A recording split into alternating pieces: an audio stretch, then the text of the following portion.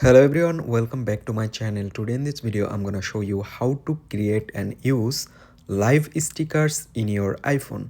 So let's begin our video.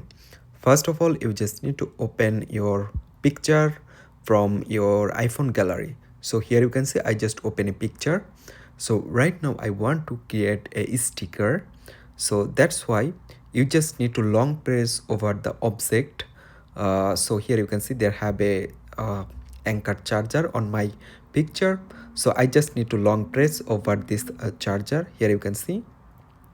So right now you can see there have a option add sticker. Select it. So after select, here you can see sticker already added. Right now if you want to add some effect, just select add effect. Right now there have some effect you can use. So I select this on and select done. So here you can see uh, sticker successfully created on my iPhone. So I hope you can understand. Thanks for watching this video.